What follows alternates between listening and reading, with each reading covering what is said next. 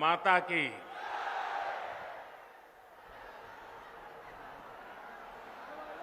হুগলি নদীপুরো বাংলার জল জীবন ধারা এই দেবত্ব ভূমিতে এসে আমি বাবা তারকনাথ মহাপ্রভু জগন্নাথ দেবকে শত শত প্রণাম জানাই।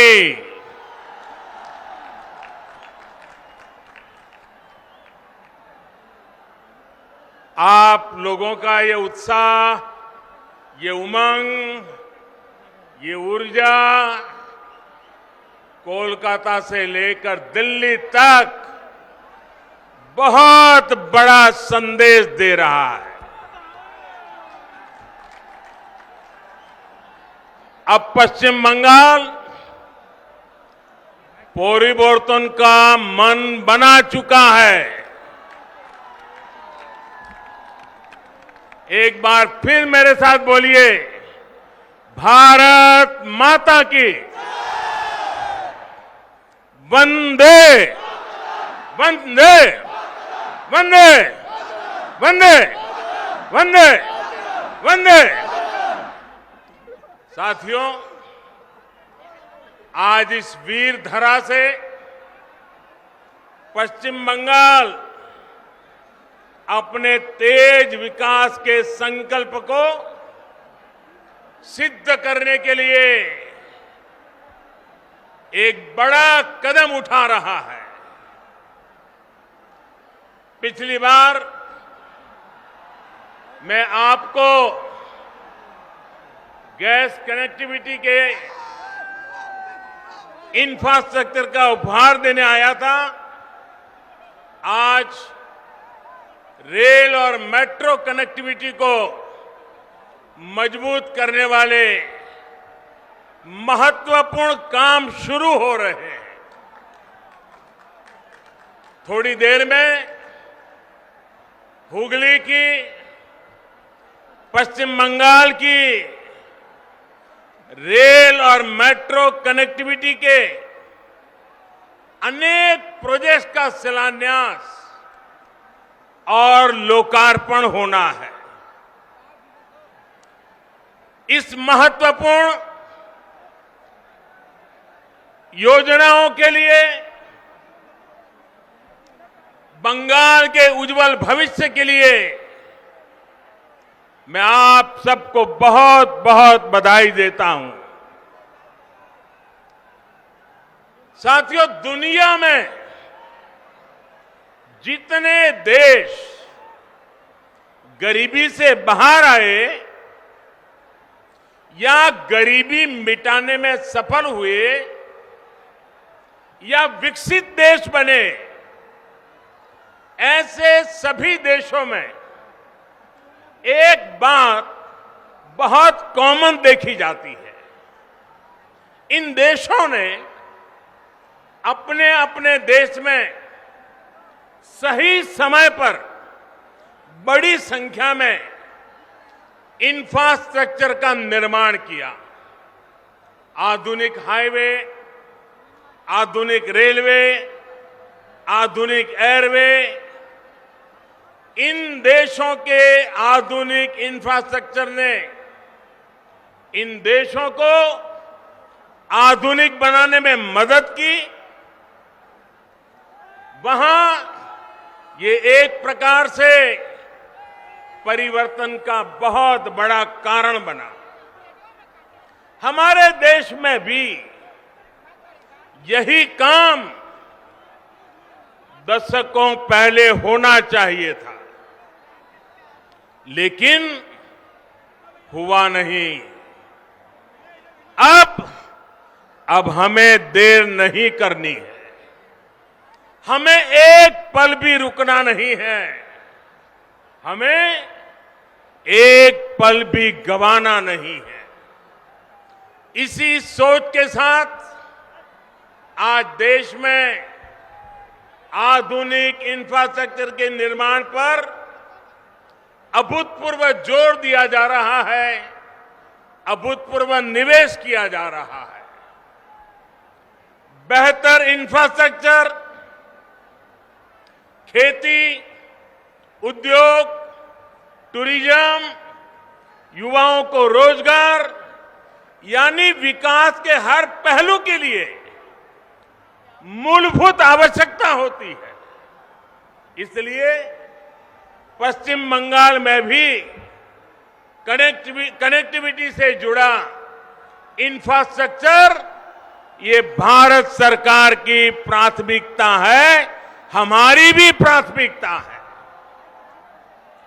बीते वर्षों में हाईवे, रेलवे, एयरवे, वाटरवे और हाईवे, हर प्रकार की कनेक्टिविटी पर फोकस किया गया है। यहां बंगाल में भी हजारों करोड़ रुपए निवेश किए गए हैं। बंगाल में रेल लाइनों के चौड़ीकरण और बिजलीकरण का काम तेज गति से किया जा रहा है। भाइयों बहनों, अब रेलवे को लेकर पश्चिम बंगाल में संभावनाओं के नए द्वार खुल रहे हैं।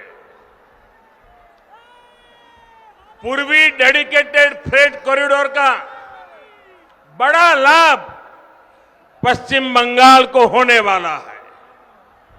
इस प्रोजेक्ट का एक हिस्सा चालू भी हो चुका है और बहुत जल्द पूरा कॉरिडोर खुल जाएगा, जिससे बंगाल में भी उद्योगों के लिए नए अवसर बनेंगे। इसी तरह जो विशेष किसान रेल शुरू की गई है, उसका लाभ आज पश्चिम बंगाल के छोटे किसानों को बहुत तेजी से मिलना शुरू हो रहा है। अभी हाल में ही देश की 100वीं किसान रेल महाराष्ट्र के संगोला से पश्चिम बंगाल के शालीमार तक चलाई गई। इससे यहां के फल, सब्जी, दूध और मछली से जुड़े छोटे किसानों को मुंबई, पुणे सहित देश के अनेक बड़े बाजारों तक सीधी पहुंच मिली है। भाइयों और बहनों, आज उत्तर 24 परगना, हावड़ा, हुगली जिलों के लाखों छात्र छात्राओं, कर्मचारियों, श्रमिकों के लिए भी बहुत बड़ा दिन है। नॉर्थ साउथ मेट्रो का नोआपाड़ा से दक्षिणेश्वर तक विस्तार होने से हर दिन इन जिलों के हजार तक विस्तार होने से हर दिन इन जिलों के हजारों यात्रियों को सुविधा होने वाली है। अब आपको कोलकाता आने जाने के लिए आधुनिक और सुविधा संपन्न तेज पब्लिक ट्रांसपोर्ट मिल गया है। भाइयों और बहनों, चंद्रनगर सहित ये पूरा क्षेत्र भारत की आजादी का, भारत की संस्कृति और भारत के ज्ञान विज्ञान का एक प्रकार से तीर्थ है। महर्षि अरबिंदो, मोतीलाल रॉय, रास बिहारी बोस, बिपिन बिहारी गांगुली, कन्हैयालाल दत्त, उपेंद्र नाथ बंदोपाध्याय, अनगिनत ऐसे महान व्यक्तित्व का नाता इस धरती से है। ये वो धरती है जिसने रामकृष्ण परमहंस जैसे महान संत हमें दिए। माउंट एवरेस्ट को मापने वाले महान गणितज्ञ राधानाथ सिगर, महान भाषाविद बुद्धदेव मुखर्जी, ऐसे मनुष्यों का भी नाता इसी मिट्टी से रहा है। मुझे हैरानी है, इतने वर्षों में जितनी भी सरकारें यहां रही हैं, उन्होंने इस ऐतिहासिक क्षेत्र को, इस पूरे क्षेत्र को अपने हाल पर ही छोड़ दिया। यहां के इंफ्रास्ट्रक्चर को, यहां की धरोहर को बेहाल होने दिया गया। मुझे बताया गया है कि वंदे मातरम भवन, जहां बंकिम चंद्र जी 5 साल रहे, कहते हैं कि वो तो बहुत बुरी हालत में है। ये वो भवन है जहां उन्होंने वंदे मातरम की रचना को लेकर मंथन किया। वो वंदे मातरम जिसने आजादी की लड़ाई में नए प्राण फूके, हमारे क्रांतिवानों को नई ताकत दी, मातृभूमि को सुजलाम सुफलाम बनाने के लिए हर देशवासी को प्रेरित किया। वंदे मातरम सिर्फ इन 2 शब्दों ने गुलामी की निराशा में जी रहे देश को नई चेतना से भर दिया था। ऐसे अमर गान की रचना करने वाले के स्थान को न संभाल पाना बंगाल के गौरव के साथ बहुत बड़ा अन्याय है। और इस अन्याय के पीछे बहुत बड़ी राजनीति भी है। ये वो राजनीति है जो देशभक्ति के बजाय वोट बैंक, सबका विकास के बजाय तुष्टीकरण को बल देती है। आज यही राजनीति बंगाल में लोगों को मां दुर्गा की पूजा से रोकती है, उनके विसर्जन से रोकती है। बंगाल के लोग वोट बैंक की राजनीति के लिए अपनी संस्कृति का अपमान करने वाले ऐसे लोगों को कभी माफ नहीं करेंगे। आज मैं बंगाल के लोगों को ये विश्वास दिलाता हूं, जब बंगाल में भाजपा की सरकार बनेगी तो हर बंगालवासी अपनी संस्कृति का गौरवगान पूरी ताकत और हिम्मत के साथ कर सकेगा। कोई उसे डरा नहीं पाएगा, कोई आपको दबा नहीं पाएगा।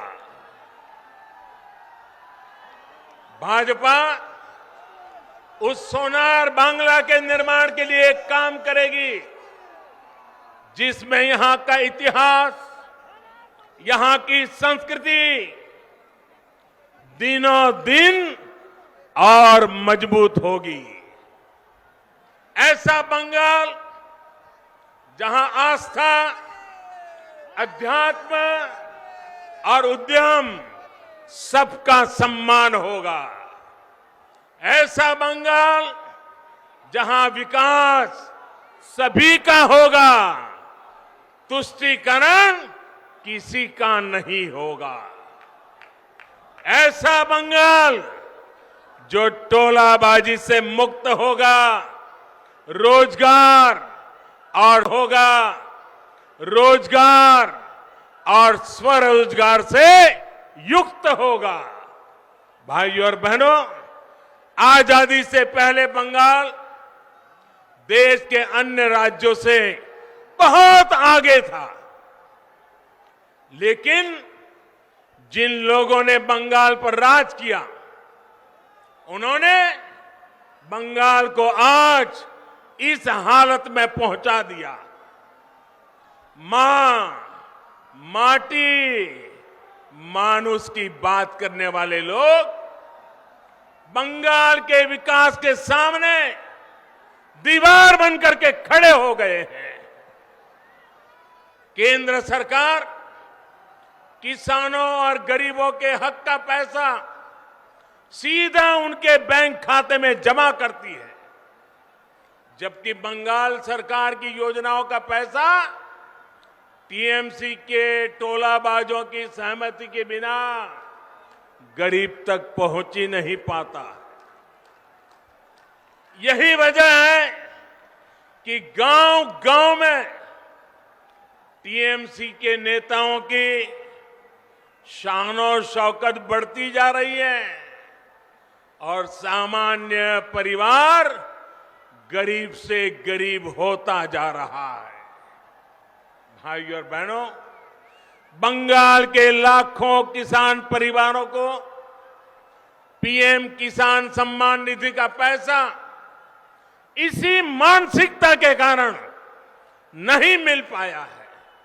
उनके हक को यहां की सरकार में बैठे हुए लोगों ने छीन लिया है।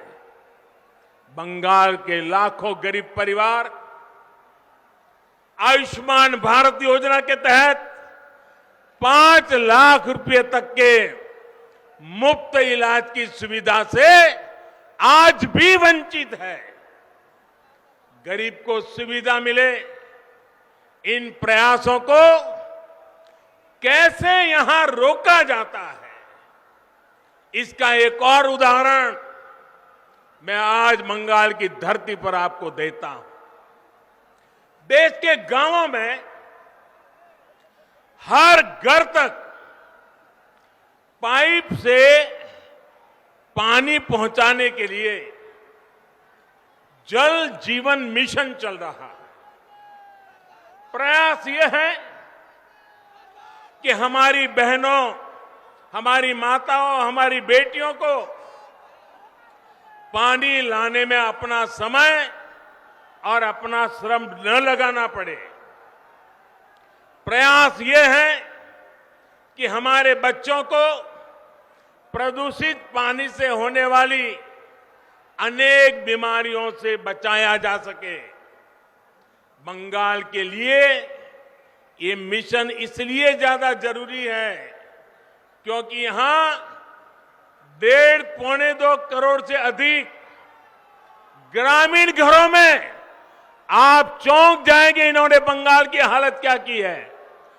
1.5-2 करोड़ ग्रामीण घरों और उसमें से सिर्फ देश भी आज सुनेगा तो चौंक जाएगा। 1.5 करोड़ 1.25-2 करोड़ घरों में से सिर्फ 2 लाख घरों में ही नल से जल की सुविधा है। अब बताइए क्या करके रख दिया था उन्होंने। आज देश में अभियान चल पड़ने के बाद अब तक इस अभियान के तहत लगभग देश में 3 करोड़ 60 लाख घरों को पानी के कनेक्शन दिए जा चुके हैं। जहां बंगाल 2 लाख पर था, भारत सरकार ने इतना जोर लगाया, पैसे लगाए, पीछे पड़ गए, तो भी बंगाल में सिर्फ अब तक 1.5-2 करोड़ घरों में से सिर्फ 9 लाख परिवार तक ही पाइप से पानी का कनेक्शन पहुंच पाया है। यहां की सरकार जिस रफ्तार से काम कर रही है और उस रफ्तार से तो पश्चिम बंगाल के हर गरीब के घर पाइप से जल पहुंचाने में पता नहीं कितने साल बीत जाएंगे। टीएमसी सरकार गरीबों के घर तक पानी पहुंचाने के लिए कितनी गंभीर है, इसका एक और उदाहरण आपको देता हूं। मैं आपसे पूछना चाहता हूं, क्या बंगाल के लोगों को पीने का शुद्ध पानी मिलना चाहिए कि नहीं मिलना चाहिए? जरा पूरी ताकत से बोलिए। पीने का पानी मिलना चाहिए कि नहीं मिलना चाहिए? गांवों में भी मिलना चाहिए कि नहीं मिलना चाहिए? गरीब से गरीब को भी मिलना चाहिए कि नहीं मिलना चाहिए? ये आपका हक है कि नहीं है? यहां की सरकार ने काम करना चाहिए कि नहीं करना चाहिए? लेकिन हुआ क्या? हर घर जल पहुंचाने के लिए भारत सरकार ने, दिल्ली सरकार ने 1700 करोड़ रुपए से ज्यादा 1700 करोड़ रुपए से ज्यादा रकम ये टीएमसी सरकार को दी। लेकिन इसमें से सिर्फ 609 करोड़ रुपए ही यहां की सरकार ने खर्च किया है। बाकी 1100 करोड़ रुपया यहां की सरकार दबा करके बैठ गई है। सर, ये दिखाता है कि टीएमसी सरकार को गरीब की, पश्चिम बंगाल की बहनों बेटियों की जरा भी परवाह नहीं है। दोस्तों, क्या जो पानी के लिए तरस रही है वो बंगाल की बेटी है कि नहीं है? वो बंगाल की बेटी है कि नहीं है? बंगाल की बेटी को पानी मिलना चाहिए कि नहीं मिलना चाहिए? बंगाल की बेटी के साथ अन्याय करने वाले लोग, क्या उनको माफ किया जा सकता है? भाई और बहनों, पश्चिम बंगाल में भाजपा की सरकार सिर्फ सत्ता में परिवर्तन के लिए नहीं, बल्कि आसोल परिवर्तन के लिए बनानी है। आसोल परिवर्तन, बल्कि यहां कमल खिलाना इसलिए जरूरी है ताकि पश्चिम बंगाल की स्थिति में वो आसोल परिवर्तन आ सके, जिसकी उम्मीद में आज हमारा नौजवान जी रहा है। ये हुगली अपने आप में बहुत बड़ा उदाहरण है कि बीते दशकों की अव्यवस्था ने पश्चिम बंगाल को किस हाल में पहुंचा दिया है। हुगली जिला तो भारत में उद्योगों का एक प्रकार से हब था। हुगली के दोनों किनारों पर जूट इंडस्ट्री थी, आयरन और स्टील मशीनों के बड़े बड़े कारखाने थे, बड़े पैमाने पर यहां से निर्यात होता था। लेकिन अब आज हुगली की क्या स्थिति है, ये आप भली भांति जानते हैं।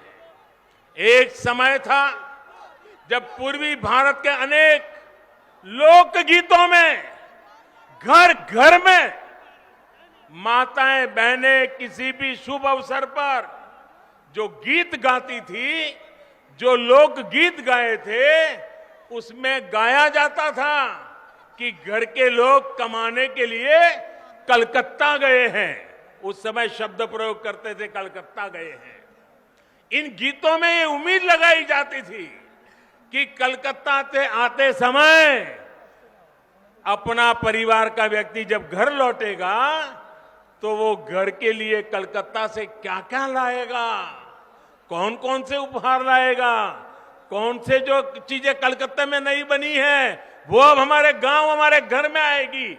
ऐसे गीत बंगाल के बाहर, उड़ीसा हो, बिहार हो, आंध्र तेलंगाना तक, इधर आसाम, नॉर्थ ईस्ट, लोग घर में गाते थे। ये कलकत्ता की कीर्ति थी उस जमाने में। अब ये सब बदल गया है। अब इस औद्योगिक शहर के निवासियों को, बंगाल में बहुत से निवासियों को काम करने के लिए दूसरों के यहां दूसरे राज्यों में जाना पड़ रहा है। इस स्थिति को बदलने का काम बंगाल में बनने वाली और जो सरकार बनाना आपने ठान लिया है, जो सरकार बनाना आपने तय कर लिया है, वो भाजपा सरकार बनते ही उस दिशा में एक के बाद एक कदम उठाएगी।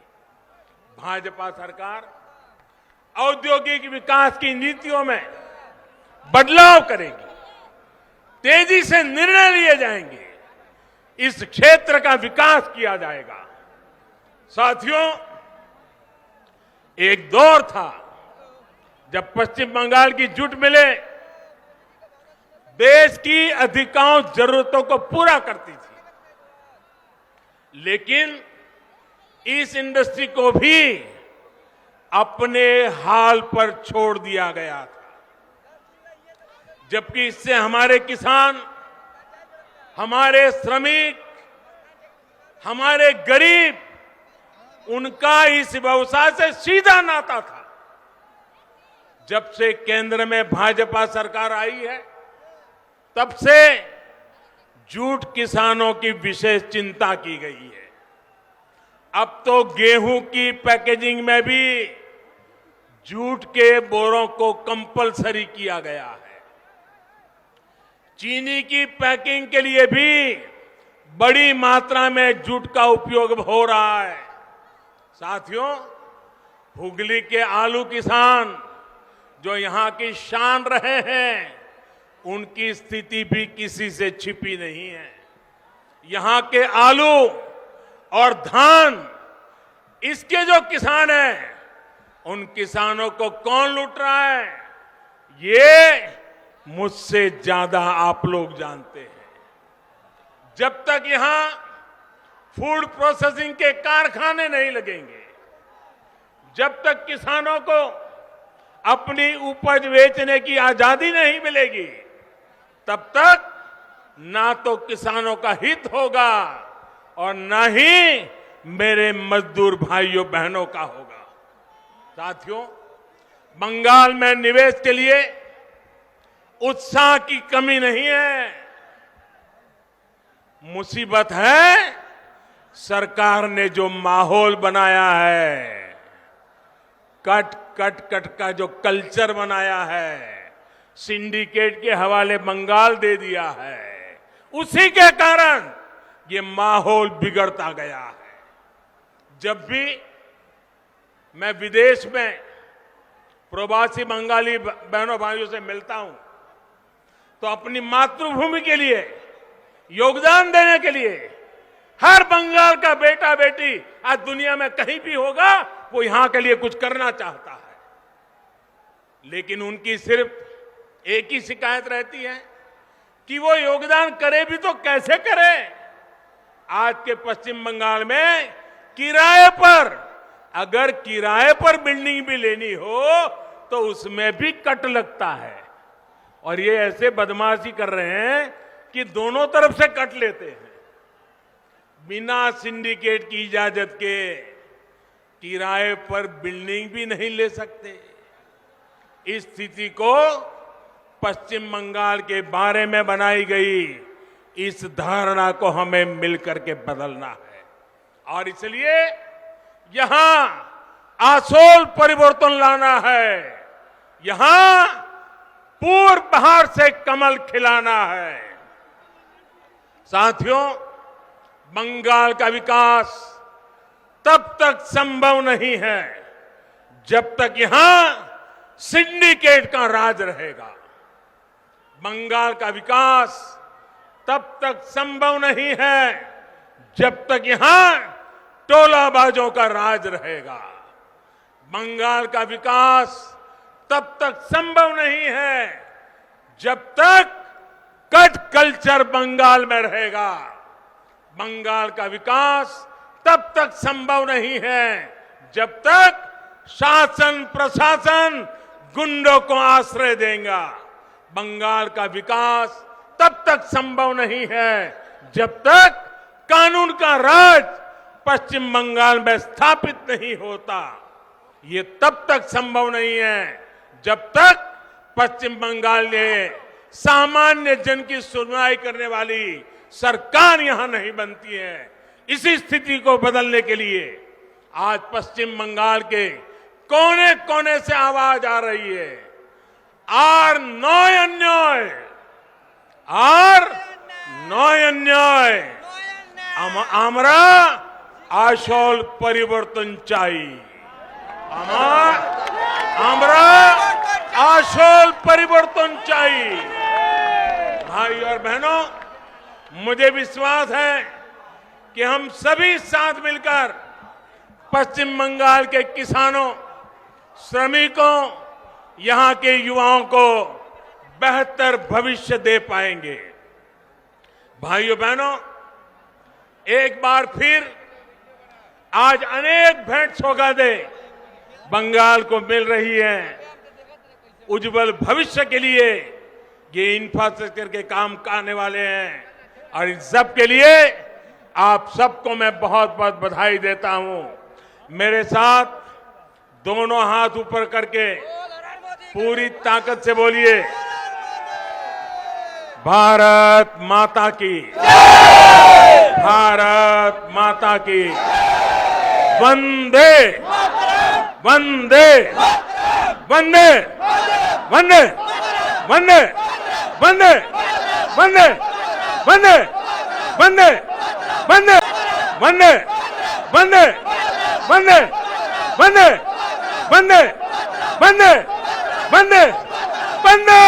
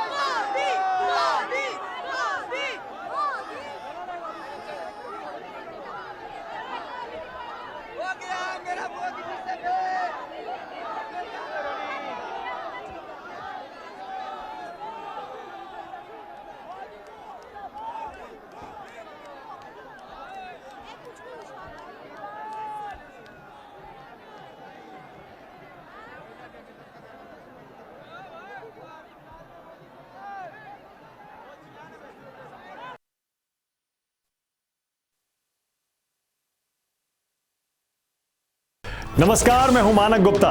अगर आपको हमारा ये वीडियो पसंद आया हो तो इसे लाइक और शेयर जरूर करें और हाँ, हमें सब्सक्राइब और फॉलो करना ना भूलें ताकि आप देश और दुनिया की कोई खबर मिस ना करें। तो जुड़े रहिए हमारे साथ और देखते रहिए न्यूज़ 24।